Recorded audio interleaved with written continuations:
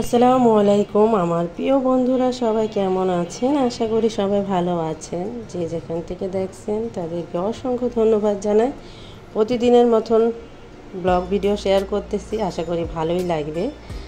আর কয়দিন ধরে আপনাদের সাথে দেশের ভিডিও শেয়ার করতেছি। তো এখানে হচ্ছে কিছু শাক আনবো, মানে ঢাকায় নেওয়ার জন্য। ঢাকায় চলে যাব, কিছু শাক, তারপরে এখানে চাল কুমড়া পাতা আছে, আপনার লাল শাক, পাট শাক। তো সেইগুলা আমি তুলতেছি আর কিছু আপনাদের সাথে শেয়ার করলাম। আর দেশের কলের পানি এত ঠান্ডা, আর কি মজা কি বলবো। এখন তো দেশও এখন কি মানে দেশ নেই, পুকুরগুলো এরকম মানে সবাই এখন বিল্ডিং উঠাচ্ছে, মোটর, ওরকম পুকুর লাগেও না, এখন পুকুরের যত্ন নেই।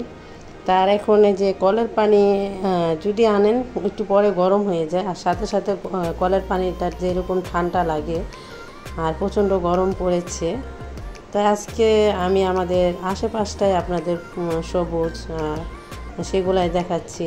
রাস্তার আশেপাশে যাচ্ছি, হচ্ছে মানে খেতে বিলে যাচ্ছি, গিয়ে পাট শাক এই শাকগুলো উঠাবো, সেগুলাই আপনাদের সাথে একটু শেয়ার করলাম, এই আর কি। এটা হচ্ছে রাস্তার ভিতরে আমাদের বাসায় ঢুকতে যে রাস্তাটা সেটা। আর দেখেন এই পাশে ওই পাশে কাঁঠাল, আম কি সুন্দর ধরে আছে। আর হাঁটতেও ভালো লাগে, কেননা চারিদিক দিয়ে মানে গাছ। আবার রাস্তাটা দেখতে পাচ্ছেন কোনো রোদ নেই, মানে ছাওয়ার মতন আছে।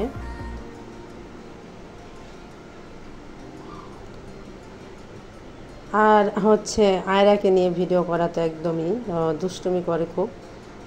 দুষ্টুমি করে বলতে কি, মানে আমি যে আর কয়দিন থাকবো, বেড়াবো, ওই মানে কোনো জায়গায় আসলে খেতেই চায় না, এটা একটা সমস্যা।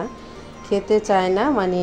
আর দেশের রান্না তো একটু অন্যরকম, কীরকম বোঝায় মানে ঝাল, খেতেই চায় না। এই জন্য ওর জন্য আমি থাকতে পারি না, যদি মেয়ে যদি না খায় ভালো লাগে। আর হাবিজাবি খায়, হাবিজাবি বলতে যদি চানাচুর, বিস্কুট, আপেল খায় সেটা ঠিক আছে, একটু দুধ খাওয়ার মধ্যে একটু দুধটা খায়। কিন্তু এগুলা খেয়ে আপনার পেটে মনে গ্যাস, হাবিজাবি খাচ্ছে যে ভাত খাচ্ছে না। রাত 12টা বাজে বমি করে একদম শেষ। তারপরে আর কি করার, বমি করে আবার আমার গোসল করতে হলো, পরিষ্কার করতে হলো। এই জন্য ওর জন্য আমি আর থাকতে পারতেছি না। এর আগে এই সাইডে মানে এখানকার ভিডিও দেখছেন কে, মানে বলতেছি তেলাকুচ পাতা আমি আবার দেশে নিয়ে যাব, সেটা রান্না করলে দেশে আমার মানে ঢাকায়, দেশে তো খেলাম, ঢাকার জন্য কিছুটা নিয়ে যাব। এত কুসমি দেখি বুঝে যাচ্ছে, আপনারাও বুঝতে পারবেন। এখান থেকে কিছুটা শাক তুলে নিচ্ছে, আর হচ্ছে যাব পাট শাক তুলতে।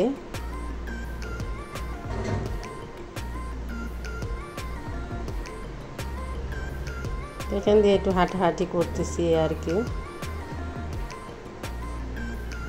আর আজকে যারা আমার নতুন ভিডিও ভিজিট করতেছেন, যদি ভালো লাগে চ্যানেলটিকে সাবস্ক্রাইব করে পাশে থাকবেন, পাশে থাকা বেল বাটন অন করে দিবেন, তাহলে নতুন নতুন ভিডিও আপনাদের কাছে চলে যাবে। এখানে এক ভাবির বাসায় হচ্ছে গায়ে মানে দুধ নিতে আসছি, আর হচ্ছে পানি খাচ্ছি। এত গরম লাগতেছে, বললাম ভাবি একটু পানি দেন, পরে সে ঠান্ডা পানি দিল, মানে কল চাবিয়েও পানি তো খুব মজা লাগে। পরে আবার পাট শাক তুলতে গেলাম। আর গরমে অনেক রকমের জামা নিছি ঠিকই, জামা পরার কোনো সামর্থ্য নেই এত গরমে। একদম একটা পাতলা জামা, সিম্পল জামা পরে আছি, কেননা এত গরমে করা সম্ভব না। আপনাদের একটু শাক তুলে, শাক না ওটা ধনচা বলে, পাতাগুলো আমরা ছোটোবেলায় এরকম ছিঁড়ে ছিঁড়ে ফু দিয়ে উড়াতাম, তা সেটা আপনাদের সাথে একটু শেয়ার করলাম, এই আর কি। আর এত রোদ, মানে 12টা-1টার দিকে গেছিলাম তুলতে, মানে রোদের ঠালা মানে দাঁড়ানো যাচ্ছে না এরকম। ঢাকায় তো এত বাসা, ফ্ল্যাট বাসায় থাকি, রোদ অনুভব করা যায় না। বাইরে যারা থাকে তারা বুঝতে পারবে যে কীরকম রোদ, এই আর কি।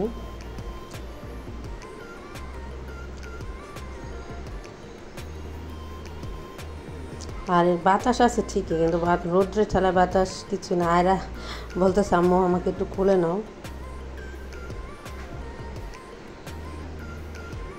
তারপরে কিছুটা লাল শাক তুলব। যে জায়গায় আমি দাঁড়িয়েছি এই জায়গায় কিন্তু আর কয়েকদিন পরে পানিতে থই থই হয়ে যাবে জায়গাটা। আর কয়েকদিন পরে, আর 1 মাস পরে পানি এসে পড়বে, এখানে আর দাঁড়াতে পারবো না। 2-3 মাস পর্যন্ত পানি থাকবে, পানিটা শুকালে তারপর আবার আলু লাগাবে।